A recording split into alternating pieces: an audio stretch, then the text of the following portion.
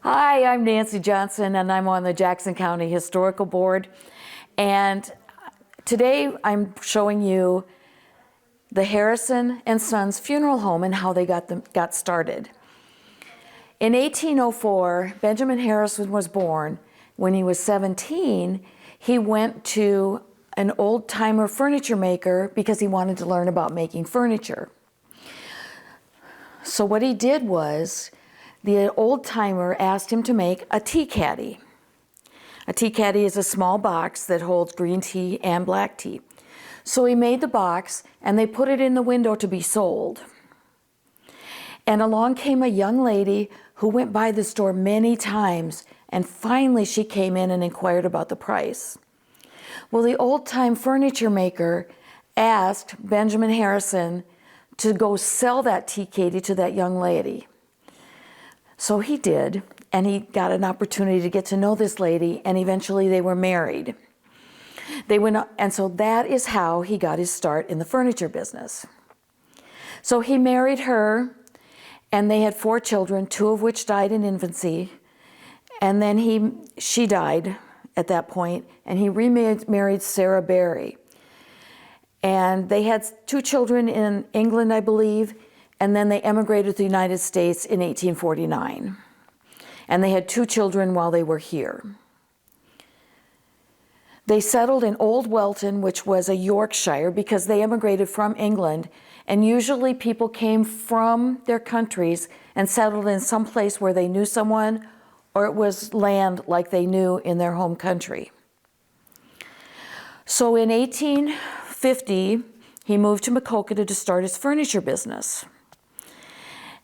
In 1851, it actually started as Harrison and Harrison Furniture.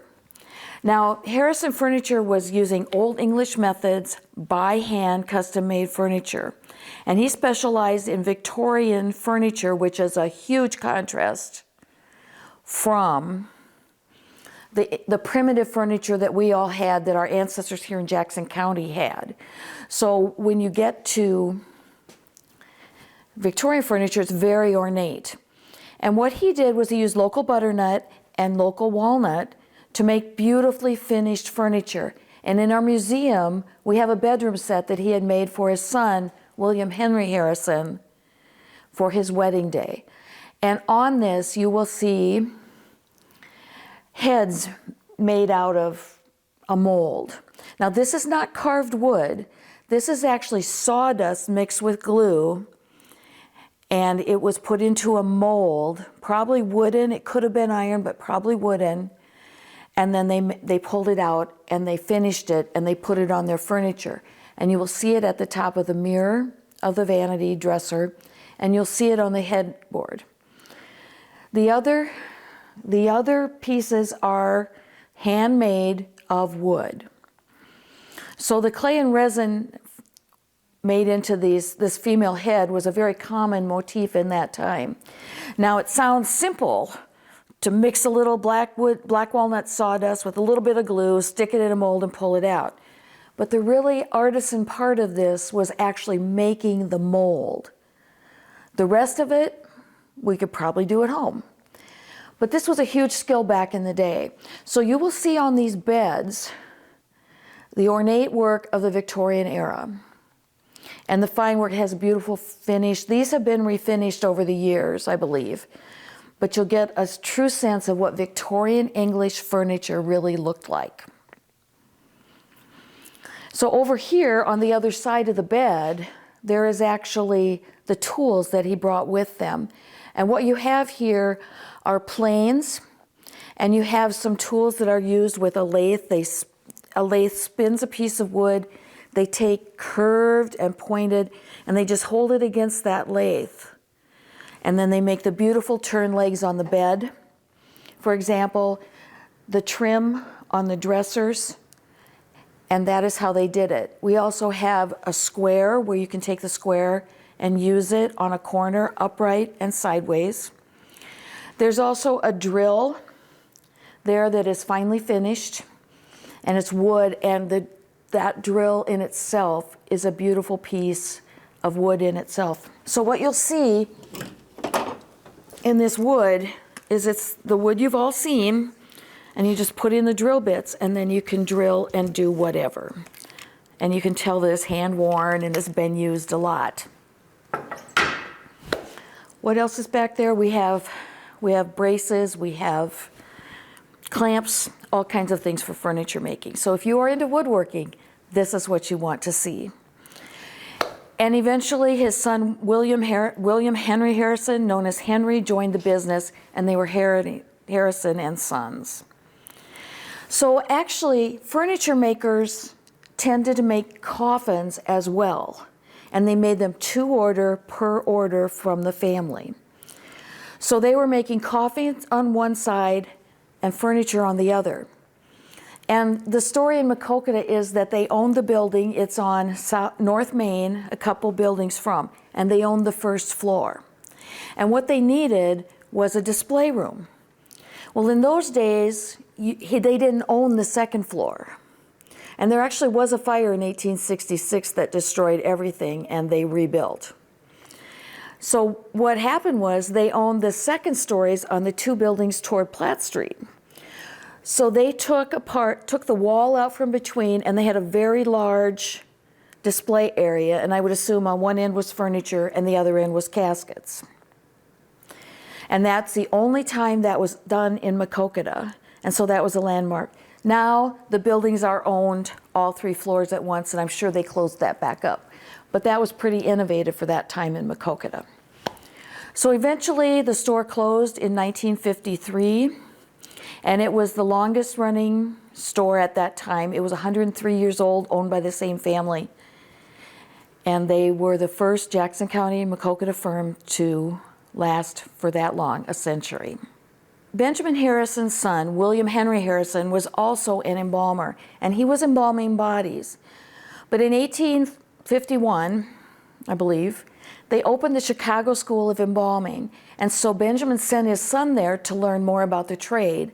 And so he was one of the first licensed embalmers in Jackson County, and it was the first class that he graduated from. That is when mortuary science took place. So here we have, we'll name him Henry after his father. But after Henry died, well, they had a funeral home. And this was what the driver of the horse and carriage wore. It's a wool suit. It has Knights of Pythias, uniform rank, buttons on it with the lily inscription on it. That was their logo. And their motto was to create friendship with men and help ease suffering. And that was formed in 1864, right after the Civil War. And many of them were Civil War people. So this is a suit. It's made out of very nice worsted wool that could possibly have come from the Eagle Woolen Mill at the time. It's a fine twill, it's water resistant, it's wool. And so in it, it's nicely lined. So this was what the driver of the horse-drawn hearse wore. That and his beaver top hat. They also, in later years, they also had a hearse that looked like a Model T, and it had a long back on it as a hearse.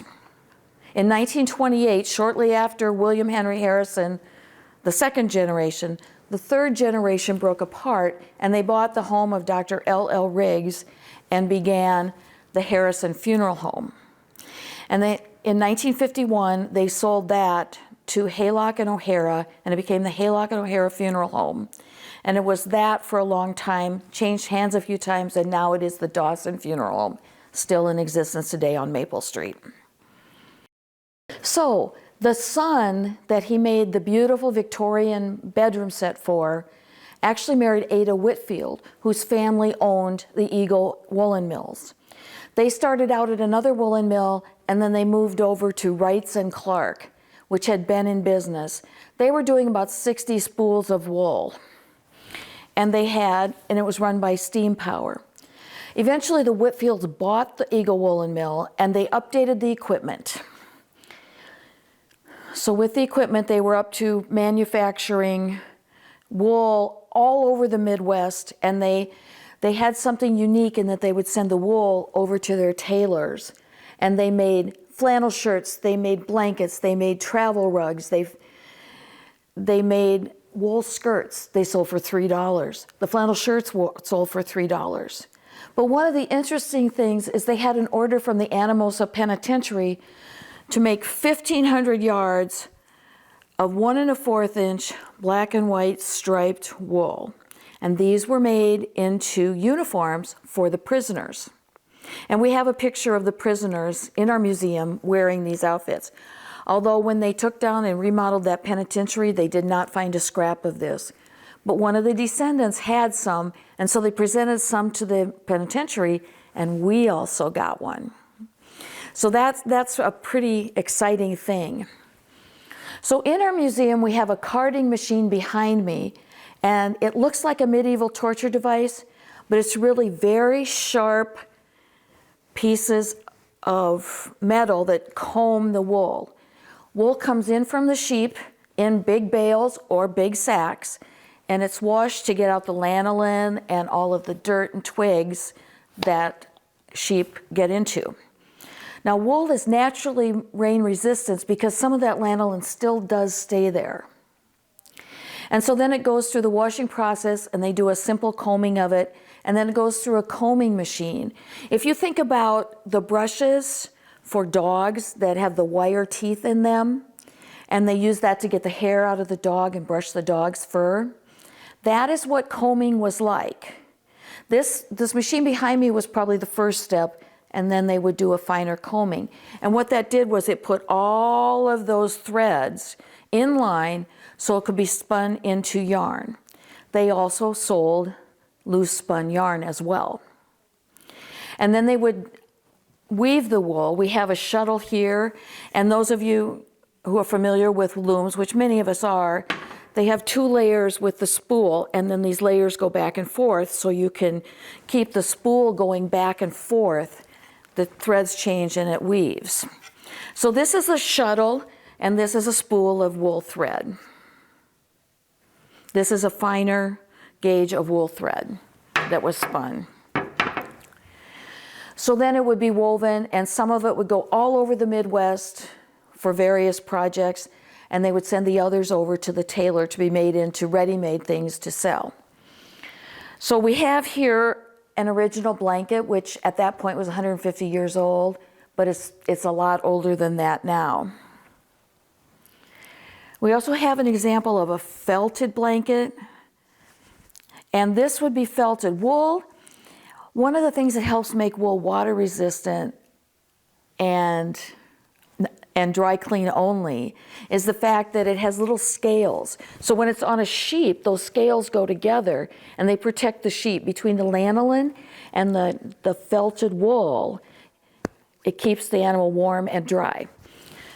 So what you do with wool is if you wash wool, it'll shrink. Well, what it's doing is these scales are going between each other and they're making it thicker. So it actually becomes a felt wool and thicker and furrier. If you think of your polyester felts, they're very similar, except the original felts were wool. And those blankets become even more warm than woven blankets. So eventually, the woolen mill, they got older, and mass marketing of clothes came into being, and the advertising and the marketing was very slick, and they wanted to expand. So they ended up moving the business to Cedar Rapids and eventually I think it became maybe part of Amana, maybe not, but they ended up working with Amana. Also, there weren't enough sheep in this area to expand. So they moved to Cedar Rapids, and eventually we were without woolen mills. There were 7 at one time, now we have none. But woolen mills are a definite part of frontier life. They sold their wool by the yard for 25 cents, so it was definitely an integral part. Okay, here we have an example of a carding machine to prepare the wool for spinning. I should mention that the first mill, when they started, had 60 spools running. When they upgraded in 1868, there were 600 spools running, and they had HP engines, 45 horsepower engines to run it. Now this carding machine goes around with the handle and rotates, and the wool goes in the front and it comes out in nice long lines. Now, if you get a chance to look at this, it's very sharp and very dangerous, and you can spin it, but you need to really be careful with it. OSHA was not in business then, so I'm sure there were many injuries on these machines. These old cast iron machines are very sturdy and very heavy. So this was machines, it would go on out, go to the spinners, and be spun.